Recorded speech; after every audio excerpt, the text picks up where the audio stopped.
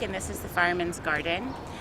This is a memorial garden, and it used to be a building.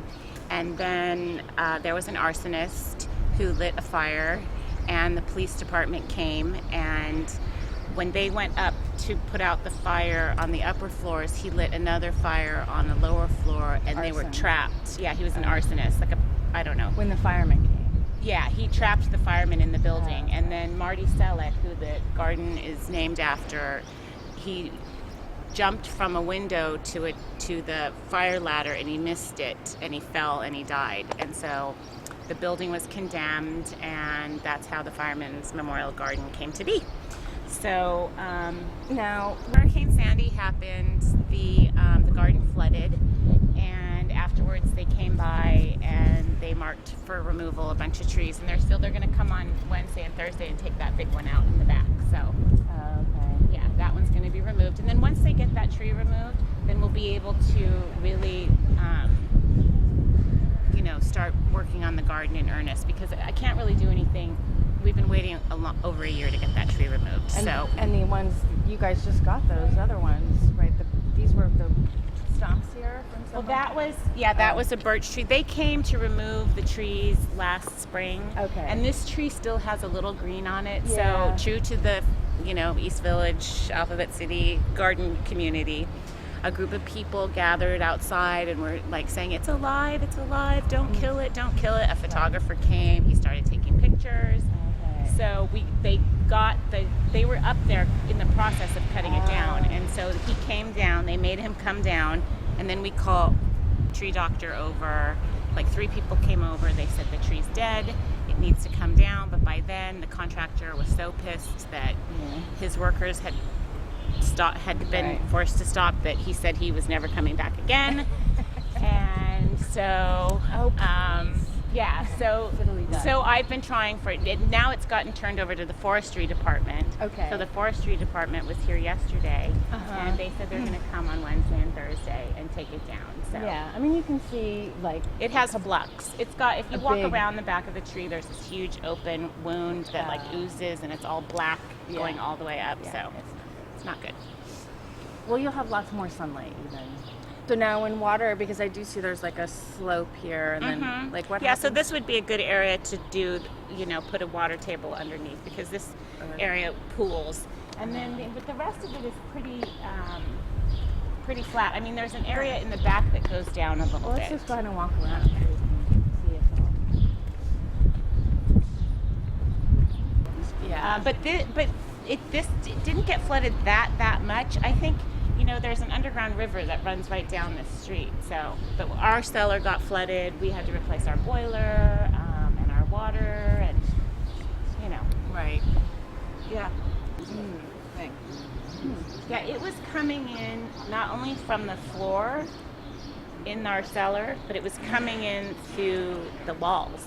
Oh, so that, I don't think that. And it came. I mean, and then the we problem thought is about the putting a sewer's stop, backed up. The stop drain. Yeah. The backflow. Yeah, the prevention. backflow. You want a backflow Yeah, preventer so we have to anyway. do that too. Definitely. But we think that our sewer line might be compromised or something. It was a mess. Well, we found out on at least much of the neighborhood, but definitely along 8th Street, the sewer line is higher on the street than in the buildings, so it's a double And the whammy. sewer line's backed up because it Yeah. Oh, it was all sewage. It was all sewage. Yeah. It was sewage that we got. It wasn't the fault of the sewer lines. There was nowhere for it to go. Right. Yeah. Yeah. It just. Which is the whole idea of the stormwater retention, is to prevent it from getting into the sewer. Because what happens is, Right. as the combined sewers, it's the rainwater combines with the regular household waste, all going to the same treatment Which plant. is dumb. And it's overwhelmed. So then it starts getting let out into the rivers and oceans and all of that. And at the same time, when it was this huge surge, it just pushed everything back in. Yeah. I mean, there's My basement too. Yeah.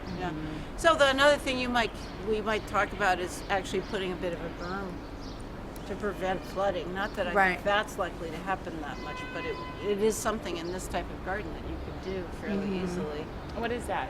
It's just a raised a mound of soil, essentially. Oh, okay. That's what they did at Plaza Culture Hall. Yeah, They kind of did, Kind yeah, of. something. Theirs is like also a regenerator. It's like creates soil. They take all the limbs and.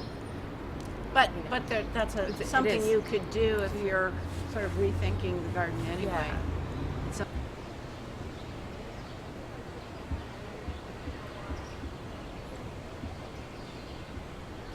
So this is a river that goes from basically in Tompkins Square Park between 8th and 9th Streets. And then there's another one that's Going off that way. And I remember years ago on Avenue A, there would be water going down Avenue A from some kind of river runoff, some, underground stream Yeah. Right. So that's where La Plaza, this is right where La Plaza is. right in there. Or Yeah. they have two. That's the, Right. this money is out of, in a response to Hurricane Sandy, or Right. Superstorm Sandy. So what did you guys Well- have any flooding? No, only in this area back here, which is, it's visibly lower. Uh-huh. Only there by the shed. And we weren't much bothered. Uh-huh. And we bermed our pond so there won't be runoff into the pond. I see. So that place is okay. We found an old basement once we got through records and stoves and things like that, Okay. digging down.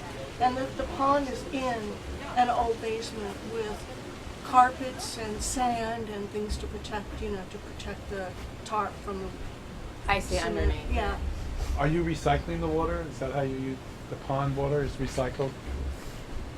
And so these buildings, they were obviously they were all residential. Yeah, there were three dumbbell buildings Yeah. and two short buildings. Yeah, and they were just Knocked down. knocked down. Yeah, and then eventually. Ainsley, who lived by Fireman's, said that she would hear this sound, which would be the landlords igniting their buildings, and then wait for the fire department to come. Mm-hmm. So apparently, a lot of the buildings were just stood empty and then raised by the Right. city. Okay. But part of what we're doing for the Gardens Rising project is trying to collect water off of rooftops Within the garden. within the garden. So this would Any work really, really well. We're We about need a new hopefully roof. to redo this roof. It's Right. falling apart. Yeah. If you do it with a little bit of a gutter or Yeah, something to that's put right. into a What barrel, gardens- that'd be really Maybe fabulous. Maybe Sounds Gardens good to me, Rising yeah. would like to build a new roof for us that we could use to catch water.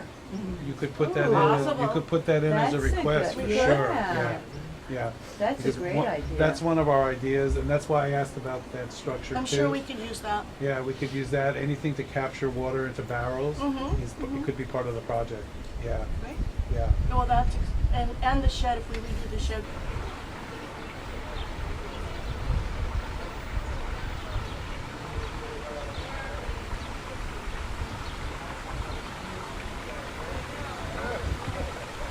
Were you totally inundated with Hurricane Sandy? Yeah, 4 feet of water. 4 feet? Mm-hmm.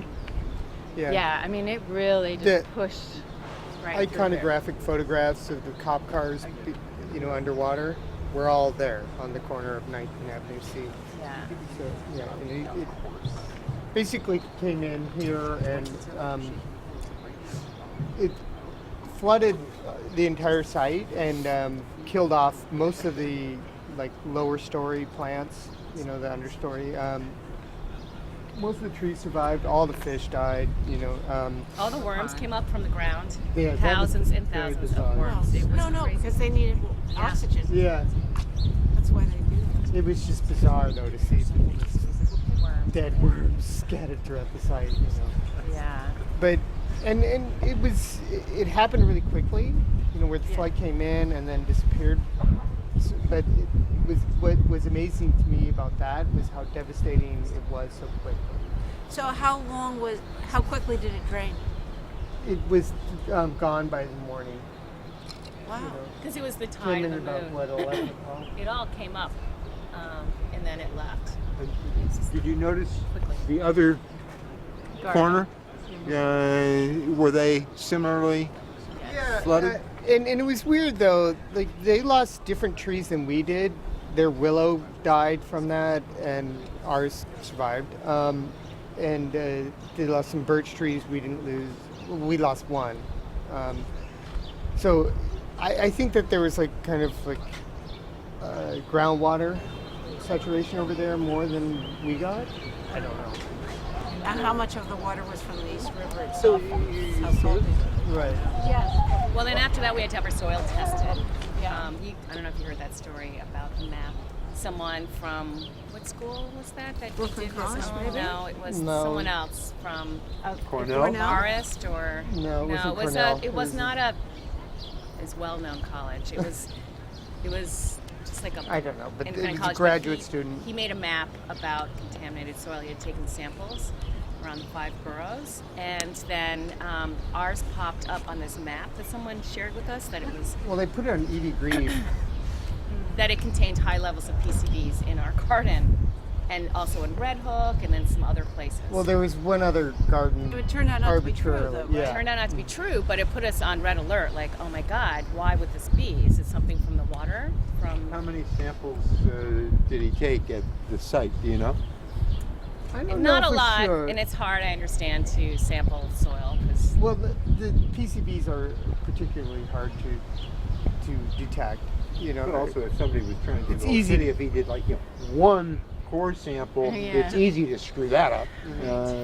And you could find, frankly, almost anything in one core. What his scientific method was would be we don't important to know for sure, and he didn't do this. He reported it without like telling us. Yeah. And Sounds like he didn't do anything right. right. Well, we'd like to assume that. But then the city came in and did more thorough testing and With what found result? no PCBs.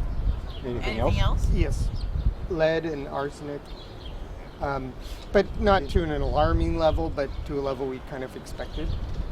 That's why we started bringing in new topsoil at the city right now. and then we had a big video the day of the dirt. So that was we brought in all new topsoil, not all, but I mean tons. How many tons of soil? That was a few years ago. Presumably, what over there's some food production, Yeah. and that's all raised beds. Raised Uh-huh. beds. Well, it wasn't before the testing. It was all in-ground beds, but after the testing, we started doing raised beds to deal with that. But there wasn't that much food. We didn't sell the food. We do have raised beds over here that we have community plots, and that's mostly where the food was grown in. People were warned back then. If you want to grow food, we were always aware that this is not great soil. Well, it for also growing depends food. on what kind And of that food you're wasn't really growing. a trend. Yeah. You can grow tomatoes. Yeah. It's not an issue. And it wasn't really a big For trend instance. back then. Then suddenly, it was all a trend. Everybody wanted Well, yeah, now it's vegetables in their become garden, and we always More desired. insisted on But raised did beds. you talk about the impermeable surface here? Yeah. All right. Well, you can see over here we've been digging it up. We want to get rid of it, but the one important thing about it is the kids use it to ride their bikes and tricycles on. So Right. we do want some sort of surface here. You'll also notice that, we dug this entire area up and built a bioswale here. All of the water from the site used to just go out that gate Right, on so 9th just Street. And every time we had a major rainfall, you could just watch the mulch. You'd leave the site and go down 9th Street and go into the storm sewer. So we dug a little trench and built a berm. It's kind of fading now, but that captures all the water from the site. Where's the trench? The trench is here. This is javelin. Okay. Start right here. Yeah. You take this up, there's a grate with a catch basin. And that captures all the rainwater. Is there a perforated pipe in there, or just gravel? No, there's a pipe that's not perforated, but there's a pipe that goes underneath these rocks, which are getting kind of buried, to what's a bigger French drain underneath those. It's a hugelkultur bed, which means hill culture, and basically it's a mound that built on wood is its foundation, biomass, soil, and as the wood rots, like this here, it becomes like a sponge and it absorbs water. Plants can send their roots into the soft tissue and access the water. And it also slowly releases nutrients back into the soil and to the plants. Now you've got this section that I can see. How far around does it go? For now, it's going down along 9th Street and 2 Avenue C, and then we'll continue over here.